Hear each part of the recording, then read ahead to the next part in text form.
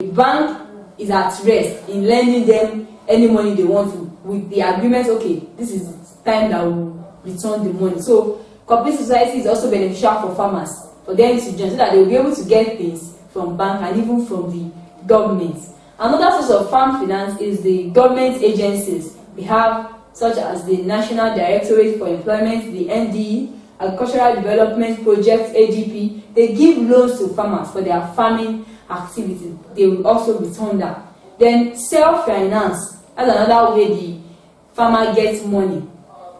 This is the money saved by the individual farmer. Okay, he's been saving the money on his own. So, okay, by the time he needs the money, just brings it for his farming activity. Another source is that the farmer can go to borrow money from individuals like his friends, his family members, or relatives to finance his farming project. Then also, insurance companies give long-term and immediate loans for the purchase of equipment. Okay, you want to buy tractor, you want to buy this machinery, you want to buy that. Okay, insurance companies give farmers long-term loans for the purchase of such equipment. Then they obtain financial resources from policyholder and use excess liquidity to provide credit to farmers. Another source is microfinance banks. They also provide financial services to the poor, especially people, the local people, and they give small advance loan with no asset-based collateral. That's an advantage. The only thing is that the loan is small, but they won't ask for collateral, so they can easily trace the farmer to get their money back. So that's what microfinance does. They give small advance loan with no asset-based collateral, so they won't ask for collateral. Then the next one is the international development agencies called the IDAs. That's another source of farm finance. Like we have the World Bank, we have the Food and Agricultural Organization, that's the FAO. They also give financial assistance to qualified farmers. So maybe they say, okay, this farmer is doing a great job here, let's help him, let's assist him. We give you this so amount of money to boost your farming business. So that's another way the farmer can get income for his farming activities. Now, classification of credits. Let's classify those various sources of income for the farmer. First is the classification based on the length of period of loan, and that is in 3 classes. We have short-term credits, medium-term credits, and long-term credits. Short-term credit is a productive credit that the borrower is expected to refund the money in a year or less. Maximum is a year. It's a short-term credit. Such money can be used, or such loans can be used to purchase likes of feed, fertilizer, seeds, fuel, or even pay the hired labor. That's a short-term credit. Medium-term credit is a kind of credit that is refunded within a period of 2 to 5 years. Such credit can be used to purchase machineries, breeding, or housing of livestock. So it can be used to do a more permanent thing than short-term credit. And for long-term credit, this is repayable within the period of 3 to 20 years.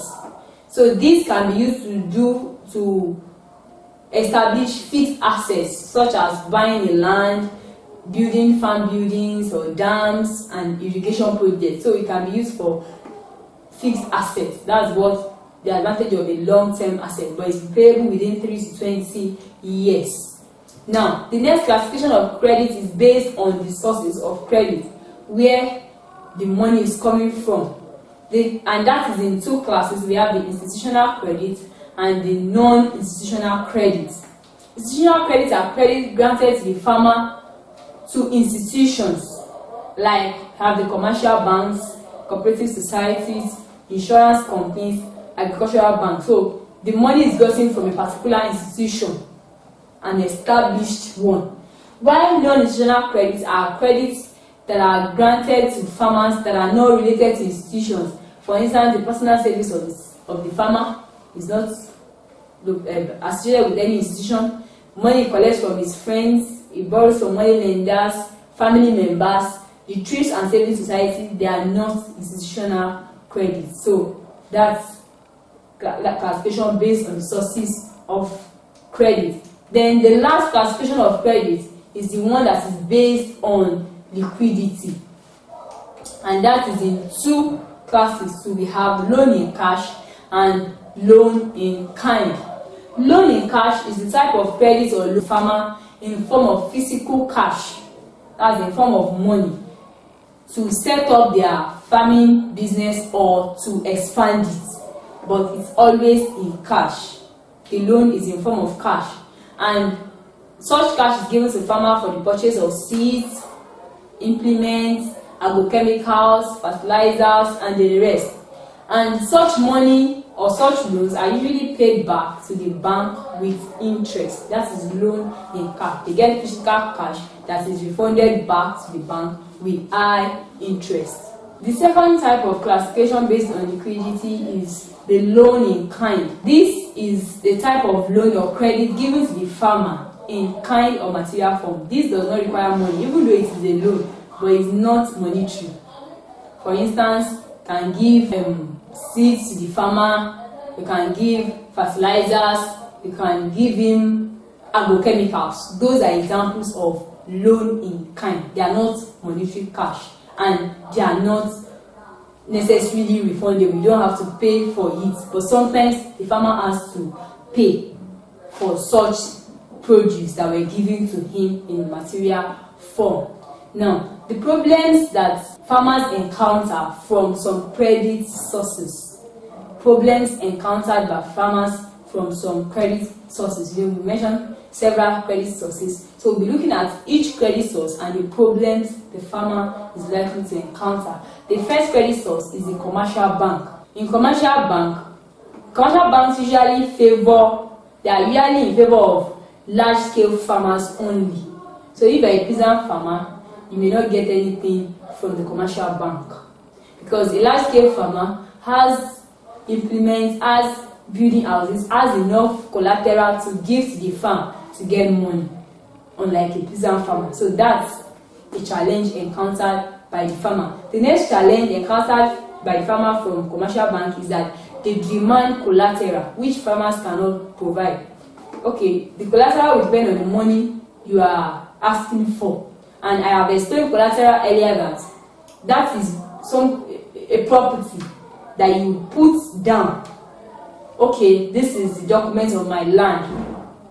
If I don't bring this 500,000 naira back in 2 years as expected, then this my land is worth 1.5 million, because the bank will not collect a collateral from you that is not worth more than what you are demanding from them. That's another thing about collateral. You cannot be asking for 500,000 and you are bringing collateral of 50,000. It's not done. So the collateral you must bring will be worth much more than what you are asking the farmer for. So they demand collateral from the farmer. So a farmer that is even still looking for money to get from the bank will not have collateral to provide to a commercial bank. Then there is a problem of relatively high interest rates. So you might be asking for 500,000 and the interest rates you are paying might be up to 50,000 or even 100,000 in some cases. So that's a challenge from the commercial bank. Now to the community banks. The amount of credit is usually small and inadequate to meet the needs of farmers. In community banks, they don't give them so much money, they give just a token. So the money gotten from the community bank may not really be able to do something so tangible. Then the commercial bank insists that a will-be lender will open an account with them before they give them loan. That's another challenge, that before you get money from our community bank, you've got to open an account with us first. So that's their own condition of giving loans to farmers. Then money lenders. Money lenders are usually biased towards enterprises that bring in quick returns to repay the loan. You know, farming activity sometimes takes 6 months, some are even take longer than that. So the money lender will want to borrow somebody money that will quickly return his money. Maybe the business that somebody will do in 2-3 weeks and he has returned the money to the lender. So that is another challenge. the money lender will be reluctant to borrow a farmer money rather than borrowing another person that will return his our money in a quicker time. So that's number one challenge. Then the next one is that the interest rates of the money lenders are also too high to allow for an appreciable input from the farm business. By the time you are paying so much high interest rate, that has eaten into the profit. So it may not really be profitable for the farmer at the end of the day. Then another problem faced from family sources. Now we are talking about family sources. First is that the loans given by the family is usually small and inadequate. When the family member is giving you money, they don't give you as a farmer enough money that you need. So that's a challenge. Then another problem that the farmer encounters from family sources is that the person giving the money will insist that the money will be short-term credit. For instance, he wants to collect it in less than a year. So that's another challenge for the farmer. That is that about agricultural finance. Now we move on to talk about farm records and accounts. Farm accounts are statements of money paid out or received for goods and services used in farming business.